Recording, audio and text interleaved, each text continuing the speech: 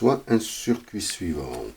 On nous donne la tension de la source, CVS 112 volts 0 degré. On nous demande de calculer le courant I, I2, I3, la chute de tension, VR, la puissance absorbée par cette charge, la puissance fournie par la source, et puis c'est tout. Et non. Et à la fin, on doit tracer le diagramme vectoriel des courants des tensions. Et voilà, donc on va commencer pour calculer le courant I, on va calculer l'impédance équivalente de ce circuit. Et puis voilà, après on peut calculer I2, I3, on peut calculer VR. Donc on commence par l'impédance équivalente. Donc c'est Z1 plus Z2, Z3 sur Z2 plus Z3. Donc Z1 c'est 2 plus J3 en ohm. Z2 j'ai déjà calculé, donc c'est R2 c'est 16 plus J12 en ohm. Z3 c'est 6 moins J8 ohm. En forme polaire, donc ici on a ça, on n'a pas besoin en forme polaire, donc on la laisse comme ça. 20 et 36,87 ici, degrés, donc en ohm. Et ici c'est 10 moins 53,13 degrés. Alors, on commence à calculer. Donc ici c'est 2 plus J3 plus 20 36,87 multiplié par 10 moins 53 13 degrés sur la somme de ces deux qui est égale à 22 plus J4. Donc on a 2 plus J3 plus 200 argument moins 16,26 sur la forme polaire de ça, c'est 22,36, 10,3 degrés. Donc ici, ça nous donne 2 plus J3 plus 8,944 moins 26,56, c'est ça. Et ça nous donne 2 plus J3 plus 8 par cosinus, ça nous donne 8. Ça, multiplié par le sinus, ça nous donne 4. Donc, l'impédance équivalente, c'est 10 moins J en forme polaire. C'est 10,05 moins 5,71. C'est un circuit capacitif. Donc, on peut calculer I. I, c'est VS sur Z équivalente. Donc, c'est 112 0 degrés sur 10,05 moins 5,71. C'est donc 11,14 et plus 5,71 degrés. Donc on écrit I ici, c'est 11,14, 5,71 degrés en ampères. Voilà, on a calculé ça. Il nous faut Z23. Je vais l'écrire ici, 8,94 moins 26,56. Il nous le faut. Donc maintenant, on va commencer à calculer VR. VR, c'est Z2 3 multiplié par I.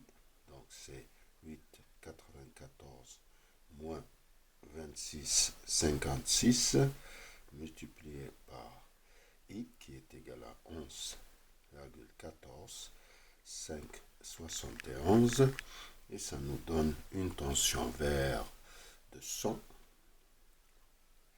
et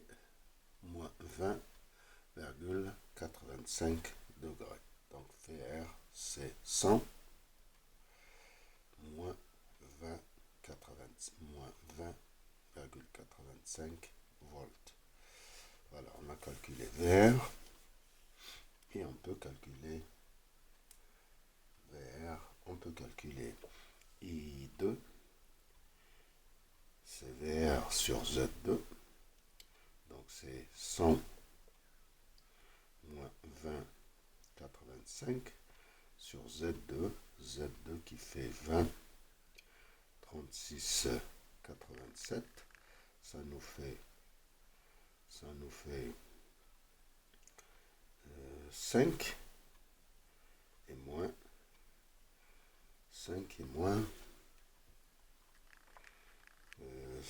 20,85 plus 36,87. Donc c'est 57,72 en ampères. Donc I2, je l'écris ici, c'est 5 moins 57,72 ampères. Maintenant, on calcule I3. I3, c'est VR sur Z3. C'est VR, c'est 100 moins 20,85 sur Z3 qui est de 10 moins 53,13 degrés. Ça nous fait 10. C'est 10 et plus 53,13 moins 20,85, ça nous donne 32,28. C'est bien ça? C'est bien ça, c'est bien ça. Ouais. On écrit I3, c'est 10 et 32,28 ampères. I3, c'est bien ça.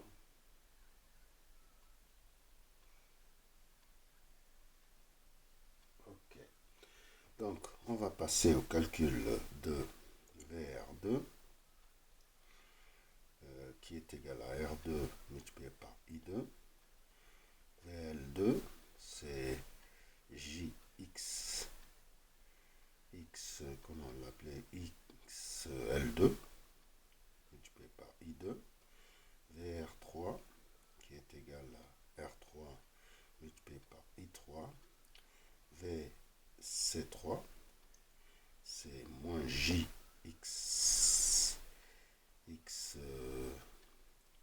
XC3 multiplié par I3. Alors là c'est 16 multiplié par I2 multiplié par 5 moins 57,72. Ça nous fait 16 multiplié par 5, c'est 80 moins 57,72 volts. Là, c'est J12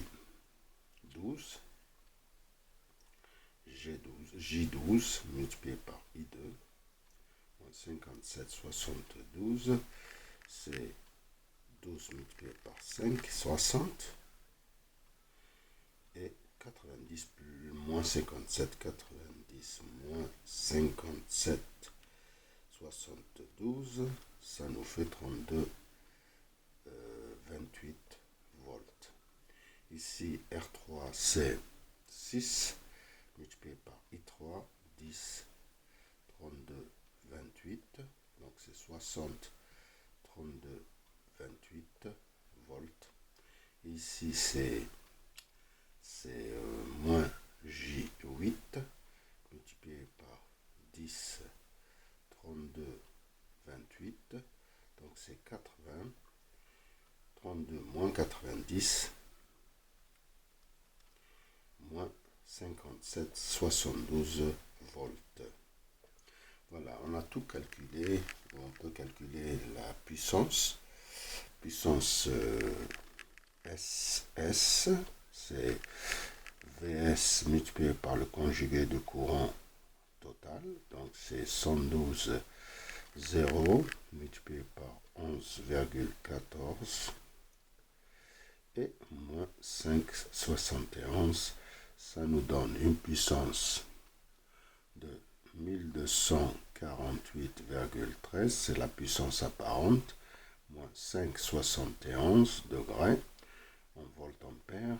Donc la puissance active, elle fait 1242 CPS et moins JQS qui est égal à 124,2 CDVAR QS. Voilà, on peut calculer SR. SR c'est VR multiplié par le courant conjugué.